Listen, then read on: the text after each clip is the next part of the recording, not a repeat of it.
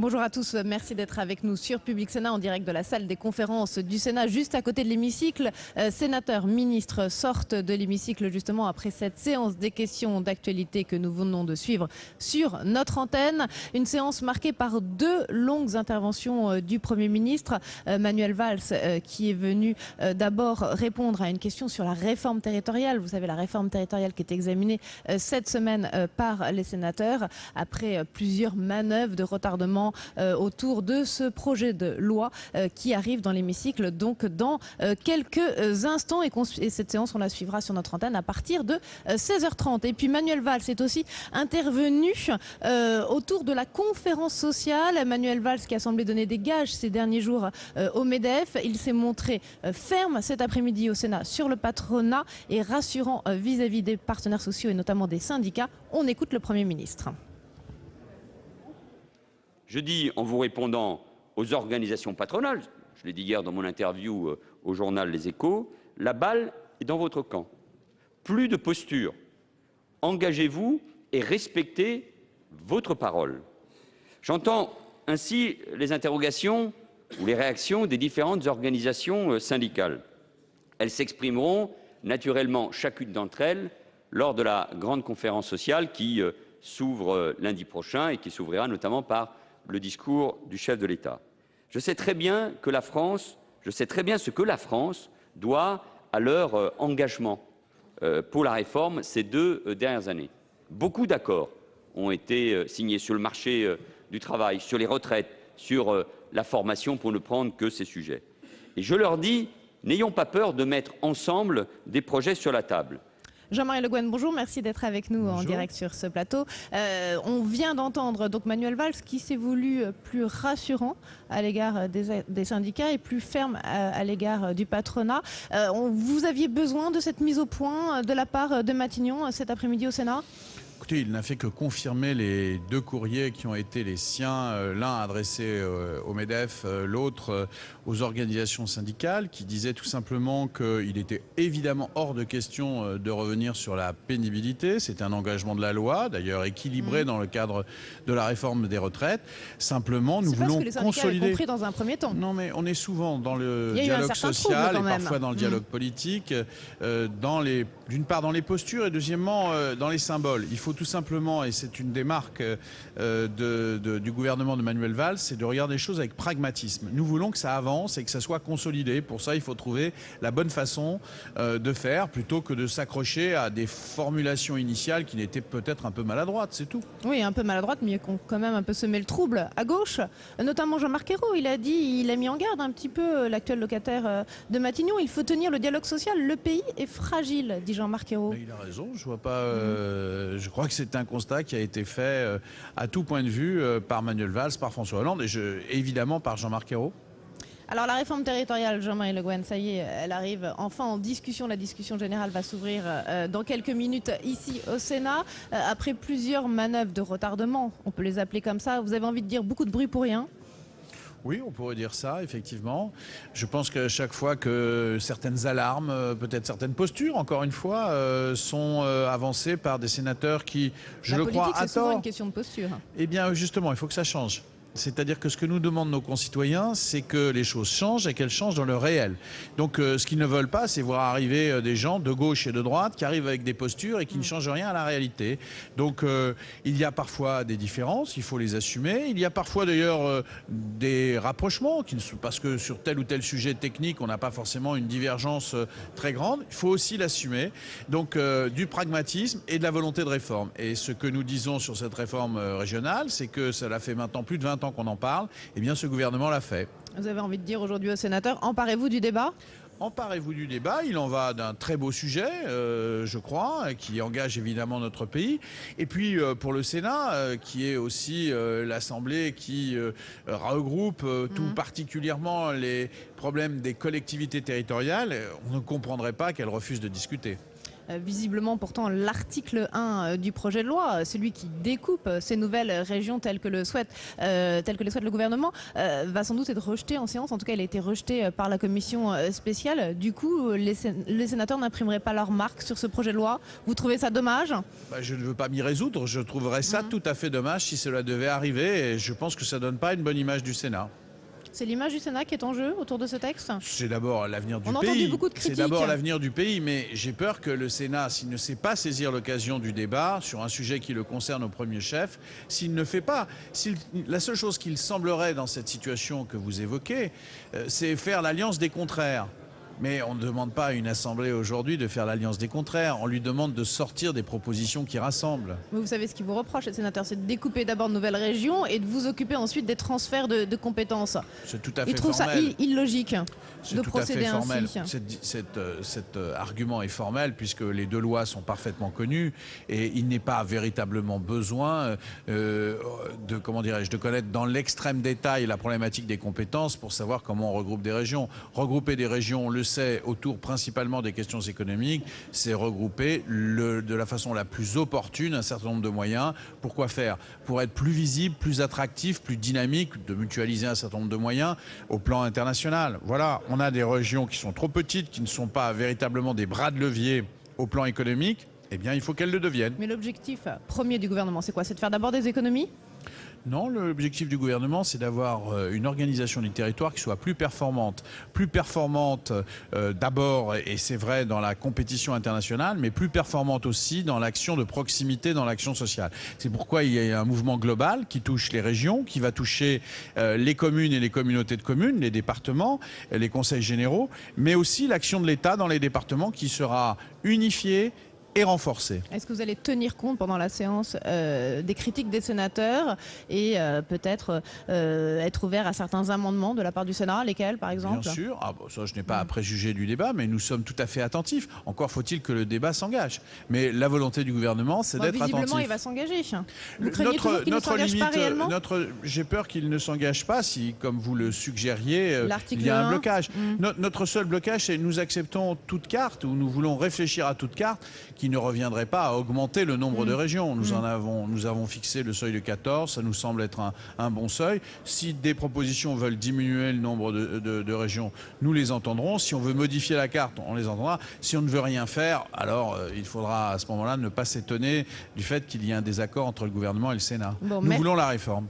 Merci Jean-Marie Le Guen. On va pouvoir suivre ces débats à partir de 16h30 sur notre antenne. Une dernière question, parce qu'il y a un autre débat ici interne au Sénat, c'est est-ce qu'il faut interrompre la séance demain à 18h pour que les sénateurs puissent suivre le match des Bleus? Écoutez, ça appartient évidemment à l'organisation des travaux du Sénat, mais je pense que beaucoup d'entre nous seront tentés de regarder ce match.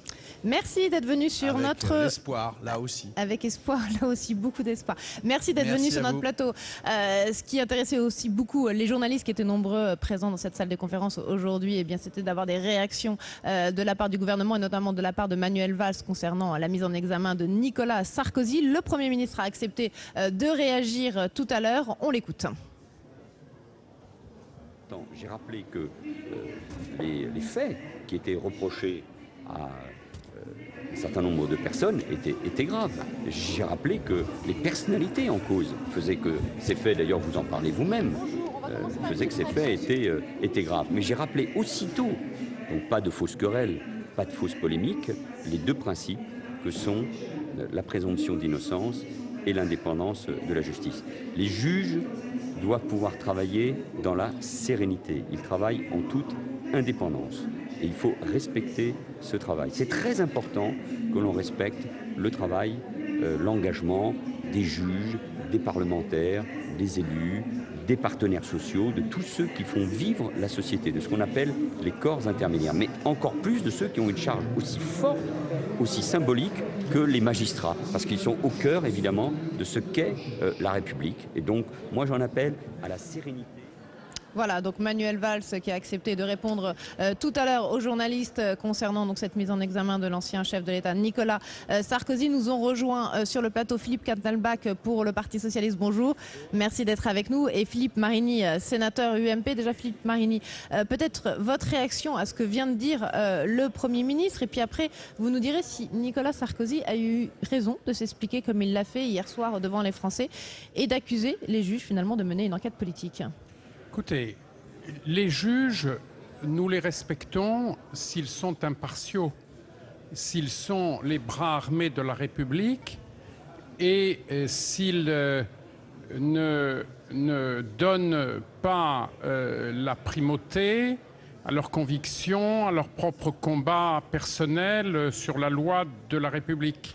Qu'est-ce qui vous fait douter de l'impartialité des deux magistrates qui ont entendu Nicolas Sarkozy ? Beaucoup de choses que j'ai lues. Moi, vous savez, je ne suis pas dans ce dossier, je ne suis pas un technicien du problème.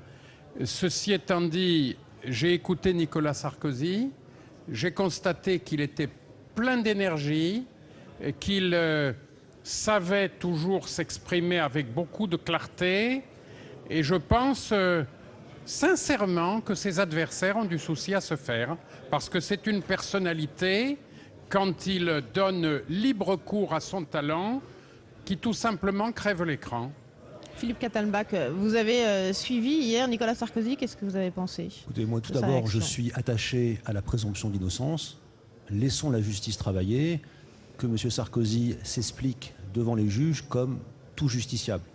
Et ensuite, j'ai bien entendu que c'était en fait une forme de rentrée politique pour M. Sarkozy. Il a profité de cette mise en examen pour essayer de rebondir et de rentrer à nouveau dans le jeu politique. Je crois que c'est plutôt parmi ses adversaires de l'UMP que certains ont du souci à se faire, parce que j'ai l'impression que le match va être saignant au sein de l'UMP pour le congrès qui s'annonce. Mais moi, je ne peux pas commenter des décisions de justice. Il est injusticiable comme un autre, il répond de ses actes et on verra bien comment la justice tranche cette affaire. En tout cas, il y a plusieurs élus UMP qui sur le terrain se plaignent. Philippe Marini, ce n'est pas votre cas. Ils trouvent que ces affaires, toutes ces affaires autour de l'UMP leur pourrissent un peu la vie sur le terrain, auprès de leurs militants, dans leur circonscription. Il est tout à fait clair que nos partis politiques vont mal. Alors c'est vrai. Et l'UMP particulièrement? C'est vrai du Parti Socialiste, il s'interroge parfois sur son existence. C'est vrai de l'UDI qui a de la peine à choisir sa ligne. Et c'est vrai aussi de l'UMP, reconnaissons-le. Donc nous avons un vrai problème de crédibilité des partis politiques. Il faut qu'ils répondent aux besoins de nos concitoyens et cela nécessite un sacré effort, un sacré coup de rein, je dirais, de la part des trois. Votre collègue, le député UMP, Éric Ciotti, propose il veut déposer une proposition de loi pour interdire aux juges de se syndiquer. Est-ce que vous êtes prêt à le soutenir dans cette démarche? Il y a des choses, moi, qui m'ont beaucoup choqué, ce qu'on a appelé le mur des cons. Vous vous souvenez? C'est quand même un triste épisode. Donc il faudra... Qu'on prétende défendre la loi et qu'on choisisse de cibler dans son local syndical des gens tout à fait honorables qui sont des justiciables comme les autres, cela incite à se poser des questions sur l'état d'esprit, sur la logique d'un tel syndicat. À se poser des questions et interdire aux magistrats d'appartenir à un syndicat? Le justiciable, il a besoin d'être assuré que le juge fait son métier, est un pur professionnel et ne poursuit pas d'autres ambitions que d'appliquer la loi.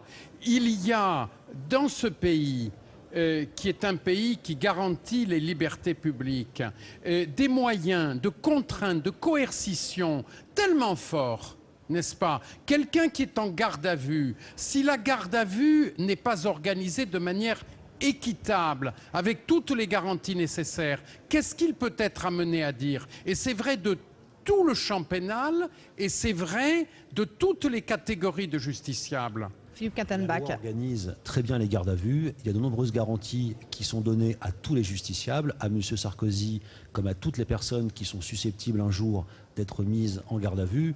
Nous sommes une république avec des règles et les juges sont là pour appliquer les règles. Maintenant, moi je suis favorable à ce qu'ils puissent continuer à se syndiquer comme tous les salariés, comme les policiers, comme toutes les corporations. Ils ont le droit de se syndiquer, mais bien sûr, dans l'exercice de leurs fonctions, ils doivent rester impartiaux. Et c'est, dans la plupart des cas, comme ça que se comportent tous les juges d'instruction. Donc ne faisons pas de faux procès à la justice et aux magistrats qui remplissent très bien leur travail aujourd'hui en France. Et concentrons-nous sur le fond de l'affaire, parce que là-dessus, M. Sarkozy n'a pas donné beaucoup d'éléments. Donc voilà, laissons la justice travailler tranquillement et ne transformons pas une mise en examen de Nicolas Sarkozy en un procès de la justice et des juges, en plus en s'appuyant sur une affaire de mur qui remonte maintenant à 1 an et demi. Si c'est la seule chose qu'il y a à reprocher au syndicat de la magistrature, moi je trouve que c'est quand même bien peu de choses. Et voilà, passons maintenant à autre chose. Les Français en ont assez de ces querelles et de ces attaques qui sont plus des écrans de fumée que un moyen d'aborder sérieusement les questions. Bon, on va parler de la réforme territoriale maintenant, puisque c'est le texte qui arrive enfin en débat dans l'hémicycle ici au Sénat. Est-ce que le Sénat peut s'opposer à une réforme de réorganisation territoriale alors que les sénateurs représentent ces collectivités territoriales? Est-ce que vous pouvez prendre le risque, Philippe Marigny, de ne pas imprimer votre marque de sénateur sur ce projet de loi du gouvernement? Mais le Sénat a le devoir de s'opposer à un texte qui ne résout aucunement la question de notre organisation territoriale, qui ne la simplifie qu'à terme et qui risque de créer des monstres administratifs avec ces méga-régions. Le Sénat, qui puise son expérience dans le concret de nos territoires, il a le devoir de s'opposer à cela. Il peut aussi, et il pourra sans doute demain, s'il y a une majorité permettant de construire des propositions dans notre Assemblée, imaginer autre chose, imaginer une alternative pour réduire notre millefeuille et simplifier notre administration. Philippe Kattenbach. On parle depuis des années d'une réforme territoriale. On parle, et dans tous les partis politiques, de nouvelles régions avec une taille plus importante, des compétences plus larges. Tout le monde en parle depuis des années, il y a eu de nombreux rapports. Là, le gouvernement agit, il fait une proposition, le texte est soumis au Sénat en première lecture, et je constate depuis quelques jours que certains n'ont de cesse que de chercher à éviter le débat.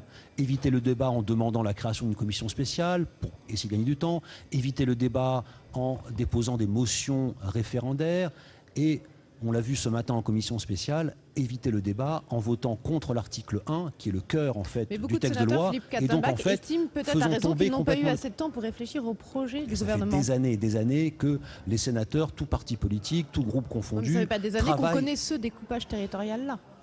Je crois que si les sénateurs qui travaillent sur ces sujets ont des propositions à faire, c'est le moment de les faire. Moi j'étais ce matin en commission avec des sénateurs de l'UMP chevronnés qui connaissent bien ces sujets, comme M. Raffarin, comme M. Larcher, et ils refusent en fait d'avancer des contre-propositions, qu'ils soient en opposition avec ce que propose le gouvernement, pourquoi pas, c'est leur droit, mais à ce moment-là, qu'ils fassent des propositions d'amendement, le débat est ouvert, mais ce n'est pas en refusant le débat avec des mesures dilatoires ou en refusant de voter l'article 1 qu'on fera en sorte qu'il y ait une carte qui sorte et qui soit acceptable par tout le monde. Alors Philippe Marigny, est-ce que vous refusez le débat? Le Parti socialiste a toujours tendance à considérer qu'en dehors de sa façon de raisonner, c'est le chaos, c'est l'impossibilité, c'est un autre monde. C'est votre culture en quelque sorte totalitaire. Nous n'avons pas cette culture. Mais nous ne voulons pas répondre à la question que vous posez, parce que c'est une mauvaise question à laquelle il ne peut y avoir que de mauvaises réponses. Moi, je vais vous faire une contre-proposition. J'estime qu'il faut partir des départements et s'interroger sur le regroupement des départements. Alors c'est un autre raisonnement que le vôtre, et vous allez le considérer comme politiquement incorrect, parce que vous partez des régions et vous voulez regrouper les régions. Philippe Marigny, tout le monde à l'intérieur de l'UMP n'est pas d'accord pour toucher au département.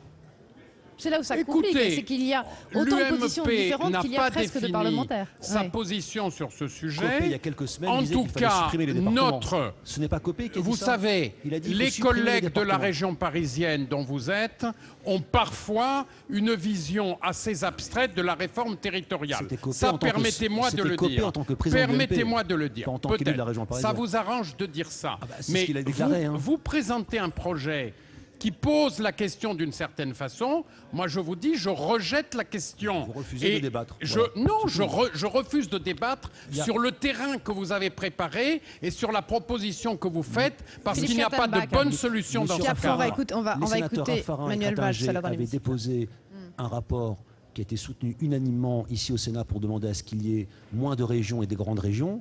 C'est ce que propose le gouvernement. Maintenant, la carte peut évoluer. D'ailleurs, les socialistes Oui, mais font regardez, des propositions les deux d'amendement. auteurs de ce rapport, Jean-Pierre Raffarin comme Yves Crintinger, ils sont tous les deux opposés au projet de loi du gouvernement. Ils ont évolué, y compris vous Yves savez. Crintinger, qui est sénateur Ils socialiste. ont évolué et qui est président de Conseil On général. vous laisse finir, Ils Philippe ont Kattenbach. évolué, chers Ouais, collègues. on vous laisse finir. Les socialistes pensent que ce débat doit avoir lieu. D'ailleurs, nous faisons des propositions. Nous ne prenons pas le texte du gouvernement tel qu'il est en disant tout est parfait. Nous proposons des modifications de la carte, notamment pour la région Aquitaine, Limousin, Poitou-Charentes. Nous proposons également de donner la possibilité à un département d'aller d'une région à l'autre s'il y a accord du département et des régions. Nous demandons également à ce qu'après 2020, les conseils généraux dans les départements ruraux soient conservés. On propose également de faire évoluer le tableau du nombre de conseillers régionaux dans les petits départements ainsi que dans les grandes régions. Donc nous sommes complètement dans le débat. Nous ne prenons pas le texte du gouvernement comme étant un texte abouti. Nous voulons l'améliorer, le faire évoluer. Et nous attendions de la part de l'opposition qu'elle soit dans cette même démarche constructive et positive. L'opposition, elle n'est pas comme vous. Elle n'adhère pas à votre schéma de pensée. Voilà, vous n'allez pas plaquer sur les autres votre mode de pensée. Bon, on va retrouver Soyez constructif, monsieur on va Marigny. retrouver vos arguments, Philippe Marigny, en séance. Merci d'être venu sur notre plateau. Je vous propose de réécouter Manuel Valls, le Premier ministre, tout à l'heure, justement sur cette question de la réforme territoriale. Il est intervenu lors de la séance des questions d'actualité. On l'écoute. Brillamment. Toutes les procédures qui sont utilisées pour retarder le débat, chacun a pu faire ça dans le passé, mais ne réussiront pas. Je ne les critique même pas, mais ne réussiront pas. On l'a bien vu avec la saisine du Conseil constitutionnel. Ce dernier a démontré que l'étude d'impact était conforme à la loi fondamentale. Ça a été vrai aussi pour la motion référendaire. L'Assemblée nationale, après le Sénat, s'est prononcée de la manière la plus claire possible. Et le gouvernement est déterminé, j'ai déjà eu l'occasion de le dire, faire en sorte que le Sénat examine, sur le fond bien sûr, mais examine le texte afin que l'Assemblée nationale puisse s'en saisir au cours de cette session extraordinaire. Et ne doutez pas, en tout cas, de notre volonté sur ce sujet-là. Voilà, on accueille maintenant la sénatrice centriste Jacqueline Gourault. Bonjour, merci d'être avec nous. On vient d'entendre donc le Premier ministre tout à l'heure dans l'hémicycle du Sénat qui a dit « Je ne doute pas un instant que ce texte soit adopté rapidement. Toutes les procédures de retardement ne réussiront pas. Le gouvernement est donc déterminé. » Oui, alors je ne sais pas si le texte va être adopté, mais en tout cas... En tout cas, peut-être pas par le Sénat. Non, ce que je veux dire, moi, c'est que je souhaite qu'il soit discuté. On ne peut pas, quand on est sénateur, et a fortiori sur une loi concernant les collectivités territoriales, refuser le débat. Pour moi, c'est impossible. Vous savez que tout texte, la Constitution nous confie la première lecture de tout texte au Sénat. Concernant les collectivités territoriales, c'est bien pour une raison. C'est parce que nous sommes, au-delà d'être une assemblée parlementaire à part entière, nous sommes aussi les représentants des collectivités territoriales. Donc vous dénoncez un peu toutes les démarches de vos collègues communistes, radicaux de gauche, UMP également. C'est une alliance de circonstances pour empêcher effectivement la lecture au Sénat avec leur argumentation, n'est-ce pas? Moi, je suis d'accord avec eux sur un point. Je trouve que la carte n'est pas du tout bien faite. Et comme certains l'ont dit, n'est-ce pas, elle a été faite sur un coin de table. Et je suis d'accord, et moi, personnellement, je me battrai pour refaire cette carte. Mais pour refaire cette carte, encore faut-il pouvoir aller discuter du fond en séance et ne pas empêcher cette discussion. Et je réserve ma position sur le vote final par rapport à ce qu'il y aura dans le texte. Oui. Les postures politiques d'a priori sont dépassées. Je crois que si les extrêmes font aussi des scores comme ils font dans notre pays, c'est parce qu'il n'y a plus le débat démocratique qui doit avoir lieu. Moi, je crois à la représentation, à la démocratie représentative. Et donc, j'ai été élu pour ça, donc je veux faire le job. Philippe Kattenbach, est-ce que le gouvernement vous semble ouvert à des évolutions, des glissements de régions pour refaire un petit peu la carte telle qu'elle vous a été présentée par le gouvernement? Le président de la République, Emmanuel Valls et le ministre Bernard Cazeneuve, ils ont tous dit que le débat devait avoir lieu au Parlement et notamment au Sénat qui représente les collectivités territoriales, qu'il était tout à fait possible de modifier le périmètre des régions voire même de réduire le nombre de régions. Le gouvernement a proposé une carte avec 14 régions. Si on peut descendre à 12 régions, tant mieux. Je crois que le gouvernement est complètement ouvert sur ce débat. Manuel Valls l'a encore redit tout à l'heure lors des questions d'actualité. Il est même ouvert au maintien d'une organisation d'élus au niveau départemental pour prendre en compte la spécificité des départements ruraux. Donc voilà, le gouvernement est rentré dans le débat avec un texte. Il est bien sûr à l'écoute des parlementaires, à l'écoute des élus locaux, mais c'est à nous emparer du texte et à faire des propositions. C'est ce que fait le groupe socialiste, c'est ce que fait également le groupe centriste et les écologistes. Malheureusement, d'autres groupes sont dans une posture de rejet et cela ne permet pas d'aborder le débat au fond et de corriger la carte pour l'améliorer. Mais est-ce que tous les centristes sont unis pour essayer d'aller un peu débattre sur le fond, Jacqueline Gouraud? Tous les centristes, ça serait beaucoup dire, parce que certains on ne serait pas le centre s'il n'y avait pas des exceptions. Mais on peut dire qu'hier, par exemple, sur la motion référendaire, il n'y en a que 2 qui ont voté pour sur 31. D'autre part, vous avez noté qu'à l'Assemblée nationale, le groupe UDI des députés a voté aussi contre la motion référendaire. Je crois que les centristes ont toujours été, d'une manière générale, pour le débat, pour la discussion parlementaire. Et donc, encore une fois, ça ne présage pas du vote final, c'est simplement la volonté d'entrer dans la discussion. Est-ce que vous êtes de ceux qui regrettaient que finalement le découpage des régions arrive d'abord en discussion et puis ensuite arrivera le projet de loi sur les transferts de compétences? Certains disent on met la charrue avant les bœufs. Ah oui, je suis tout à fait d'accord avec cela. Je suis d'autant plus d'accord avec cela que je disais la même chose en 2010, parce qu'en 2010, on a fait exactement la même chose. Alors la discussion autour du conseiller territorial souhaité par Nicolas Sarkozy. Voilà. On a eu la réforme en 2010, on a commencé par le conseiller territorial, n'est-ce pas? On a fait des structures et on attend encore, je permets de le dire, la loi sur les compétences. Bah, le conseiller territorial a été supprimé après par le gouvernement. Non, je vous parle des compétences dans la loi de 2010. Au moins, dans l'affaire qui nous concerne aujourd'hui, le gouvernement a déposé les 2 textes en même temps au Conseil des ministres, celui sur la carte et celui sur les compétences. Donc, pourquoi ne pas examiner alors les 2 textes en même temps? Ça serait plus logique. Je ne suis pas le gouvernement, je ne suis qu'un modeste sénateur. Est-ce que vous trouveriez ça plus logique? Ça ne m'aurait pas du tout gêné que les 2 textes, en fait, n'en fassent qu'un et qu'on débatte en même temps et de la carte et des compétences. Ça n'a pas été le choix du gouvernement, mais il a annoncé la couleur puisqu'on sait quelles seront les compétences. Renforcement des régions en matière économique, en matière pour l'emploi, pour la formation. Donc on sait dans quel sens veut aller le gouvernement. Ce ne sera pas une surprise quand le texte arrivera en débat en octobre. Donc là, on se concentre sur la carte. On sait qu'il faut aller vite aussi parce qu'il faut pouvoir organiser les élections, à la fin de l'année 2015 les élections régionales. Quels qu'ils soient, quelles que soient les majorités, ont toujours ces délais qui font qu'il faut un an avant les échéances avoir des périmètres de définis et un modèle électoral aussi de défini. Ceci dit, j'ajoute un autre élément qu'on n'a pas cité, c'est les moyens financiers. Et qu'aucune loi sur les collectivités territoriales ne pourra être complète sans la réforme des ressources fiscales. Oui, voilà. Comment peut-on avoir des régions économiquement plus fortes s'il n'y a pas de ressources financières supplémentaires? La question sera posée dans le cadre de la seconde loi. Le débat est ouvert. Voilà, je crois que le gouvernement là-dessus est vraiment complètement à l'écoute des parlementaires. C'est à nous à faire des propositions. Mais malheureusement, l'UMP est dans une posture de refus de tout débat. En commission spéciale, ils ont même voté un amendement pour revenir au conseiller territorial. Ils sont vraiment avec le rétroviseur. Voilà. Nous souhaitons avancer.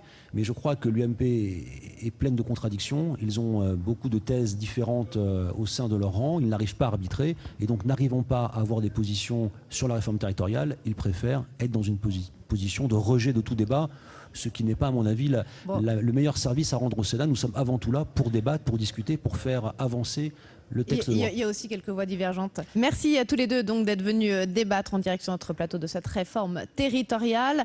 Vous pourrez suivre la suite du débat autour de cette réorganisation territoriale demain, toute la journée sur notre antenne à partir de 10h30.